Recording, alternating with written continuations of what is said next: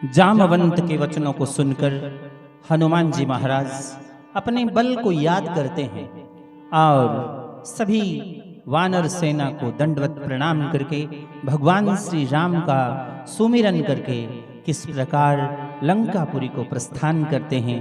आइए सुनिए इस भजन में।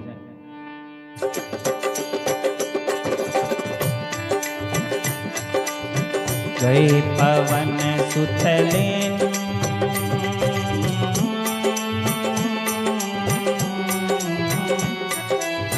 गए समंदर तीरे पवन सुत पर्वत एक सुंदर भारी जावो पर्वत एक सुंदर भारी कूद चढ़े झट उसके ऊपर कूद चढ़े झट उसके ऊपर हनुमान दे किलकारी क्या हनुमान दे किलकारी क्या हनुमान दे किलकारी हरे राम सिया राम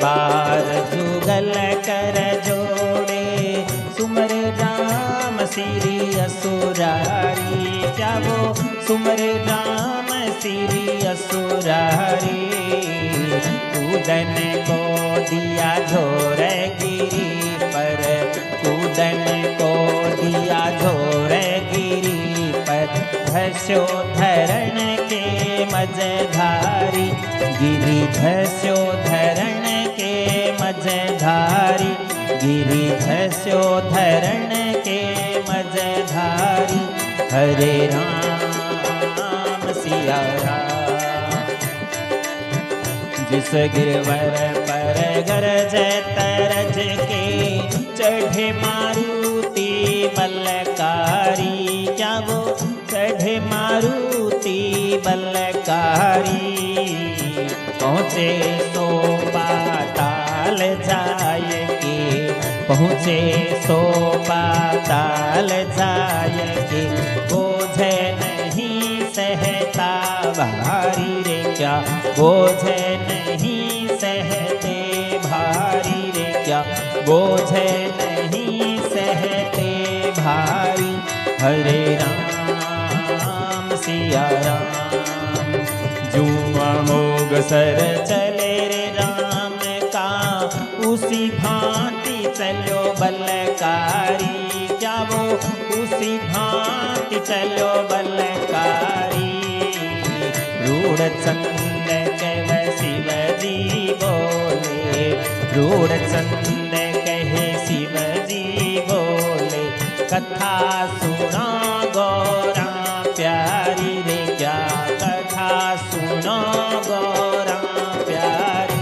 क्या कथा सुनो गौरा प्यारी हरे राम सिया राम प्रभु राम सिया राम।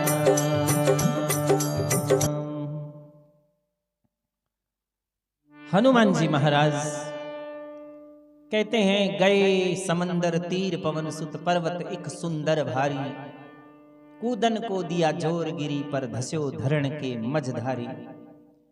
हनुमान जी महाराज एक सुंदर सा पर्वत देख करके लंकापुरी की ओर प्रस्थान करने के लिए जैसे ही किसी पर्वत पर चढ़ते हैं तो कहते हैं जेहि गिरी चरण देई हनुमंता चले सोगा पाताल तुरंता। क्योंकि हनुमान जी महाराज वहां सुमेरु पर्वत के समान लाल वर्ण और आकाश पाताल में एक जैसे दिखाते हुए हनुमान जी महाराज पृथ्वी से आकाश तक विराट रूप धारण किए हुए हैं और जिस पर्वत के ऊपर वो जोर देते हैं वो पर्वत पाताल लोक में चला जाता है। जूं अमोघ सर चले राम का उसी भांति चलो बलकारी। हनुमान जी महाराज भगवान श्री राम के बाण की तरह लंकापुरी की तरफ छलांग लगाते हैं। जिमि अमोघ रघुपति कर बाना एही भांति चले हनुमाना। रूढ़चंद जी कहते हैं ये कथा सर्वप्रथम भगवान शंकर ने माता पार्वती को सुनाई थी और आप बड़े भाग्यशाली हैं कि इस कथा को YouTube के माध्यम से, Facebook के माध्यम से सुन रहे हैं। तो क्या होता है, हुआ खखाटा गगन में और ऐसी मारी डार, रामदूत लख सिंधु ने तो कही सुनो मैना। आसमान में गर्जना हुई, जैसे ही हनुमान जी महाराज ने डाक मतलब छलांग लगाई तो समुद्र मैनाक पर्वत से कहता है कि राम जी का दूत पवन का पुत्र आज मां सीता का पता लगाने के लिए लंकापुरी की तरफ जा रहा है, तो क्यों ना तू बाहर निकल और हनुमान जी महाराज को विश्राम दे। कहते हैं कि एक बार इंद्र भगवान और पर्वतों के बीच में युद्ध हुआ। इंद्र भगवान अपनी दुधारी तलवार लेकर के पर्वतों के पंख काटने के लिए दौड़े, तो उस समय मैनाक पर्वत जो है उसको पवन देवता ने समुद्र में छिपा दिया था।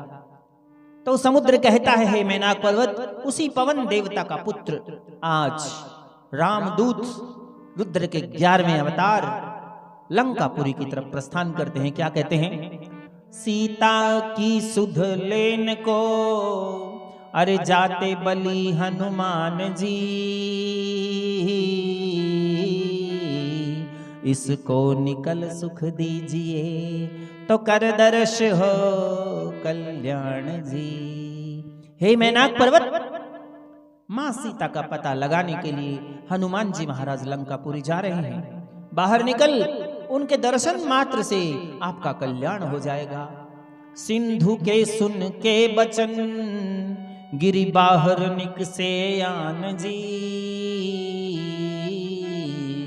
जोड़ दोनों हाथ बोले तो ला चरण में ध्यान जी।